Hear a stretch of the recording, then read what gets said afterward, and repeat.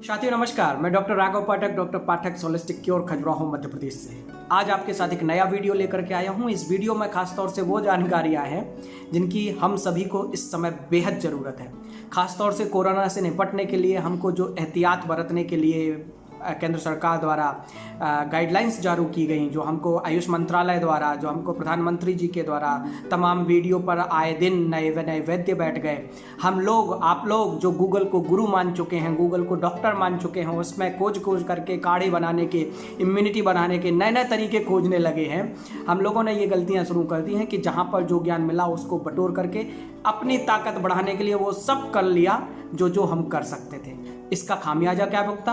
हमको काढ़ा से, कोरोना से तो ग्रसित नहीं हुए, लेकिन कोरोना के अतिरिक्त हमको कई ऐसी बीमारियों ने जकड़ लिया जिन बीमारियों से कैसे बाहर आया जाए ये समझ में नहीं आ रहा है। तो मैं इसी क्रम में इस वीडियो को आपके सामने लाया हुआ हूँ कि अति सर्वत्र वर्जयेत, यह एक संस्कृत का सूत्र है। मतलब किसी भी चीज़ की अधिकता घातक हो सकती है। ठीक इसी प्रकार हमें यह समझने की जरूरत है, आयुष मंत्रालय या प्रधानमंत्री के द्वारा या विभिन्न सरकारी संस्थाओं द्वारा, प्राइवेट चिकित्सकों द्वारा, वैद्यों द्वारा, नीमों द्वारा, हकीमों द्वारा जो हमको रास्ते बताएगा कि काढ़ा बनाने से हम सबकी सेहत पर प्रभाव पड़ेगा और हम सब कोरोना से बच सकते हैं। पर क्या आपको पता है कि काढ़ा किस प्रकार बनाया जाता है, उसकी मात्रा कितनी लेनी चाहिए, किस समय लेनी चाहिए, कब कब लेनी चाहिए, किस मौसम में किस प्रकार के काढ़ों का इंग्रेडिएंट्स होना चाहिए? क्या हमको पता है? शायद नहीं।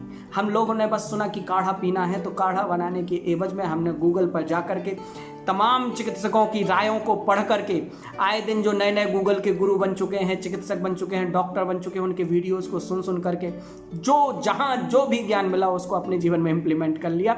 उसका परिणाम ये हुआ कि कोरोना तो दूर, कोरोना से इतर हमको कई ऐसी बीमारियों ने जकड़ लिया जिसने हमारे दिमाग में और शरीर को हिला करके रख दिया। तो दोस्तों, इस वीडियो में मैं आपको यह बता रहा हूँ कि किसी भी चीज़ की अधिकता हमारे लिए घातक हो सकती है। बहुत से ऐसे लोगों को आज जो हमारे पास क्लिनिक में आते हैं, कॉल करते हैं, पूछते हैं कि काढ़ा तो पी रहे हैं दिन में 4 बार, लेकिन उसके बाद उनके पेट में अल्सर बनने लगे हैं, पेट में एसिडिटी होने लगी है, उनको चक्कर आने लगे हैं, शरीर बुरी तरीके से टूटने लगा है, युवाओं के महासे और मस से निकलने लगे हैं, पेट में अल्सर की मात्रा बढ़ गई है।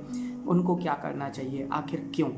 तो मित्रों, मैं आपको बता देना चाहता हूँ कि जब कोरोना का संक्रमण शुरू हुआ था 22 मार्च को, उस समय हमारे देश में जो वातावरण था, जो माहौल था, वो हम सर्दियों से गर्मियों की तरफ बढ़ रहे थे। उस समय का माहौल जो था वो बेहद संतुलित माहौल था, लेकिन धीरे धीरे हम गर्मियों में प्रवेश करें। गर्मियों में आने के बाद गर्मी, एक तो बाहर की गर्मी और दूसरी काढ़ा की गर्मी, 2 प्रकार से जब गर्मी मिलती है तो हमारे शरीर को झुलसाती है। इसके बाद क्या हुआ हमारे साथ? हमारे पेट में अल्सर, गर्मी ने एक अलग ही रोग का स्वरूप ले लिया। तो साथियों, मैं बता देना चाहता हूं कि गर्मियों में काढ़े की मात्रा बेहद एक बार ही जरूरी थी। जो लोगों ने 4-4 बार, 5-5 बार काढ़ा पिया है, उनको इसका खामियाजा निश्चित तौर पर भुगतना पड़ेगा। काढ़े से फायदा होता है, खांसी में, खराश में, सर्दी में, जुकाम में कमी आती है, इम्यूनिटी बढ़ती है।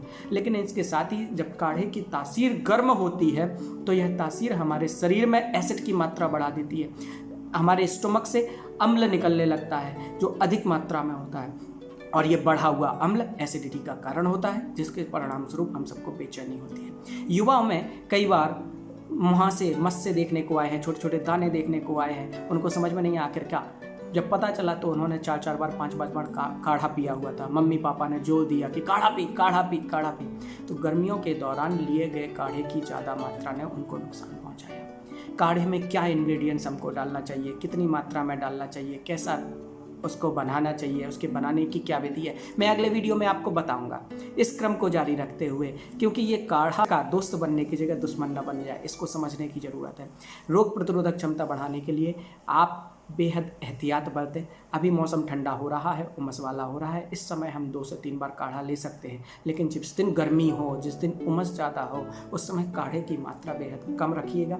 बहुत ज़्यादा ज़रूरत नहीं है। काढ़ा कोई रेसिपी नहीं है, काढ़ा एक दवा है। एक दवा के रूप में हमको इसको लेना है। काढ़ा कैसे बनाएं, किस प्रकार बनाएं और किस प्रकार इसका सेवन करें, और इसके सही तरीके को जानने के लिए अपने चिकित्सक से किस प्रकार का संवाद करें, क्या क्या जानकारी उनको दें और क्या क्या जानकारी उनसे लें, मैं अगले वीडियो में आपको बताता हूं। तब तक के लिए नमस्कार।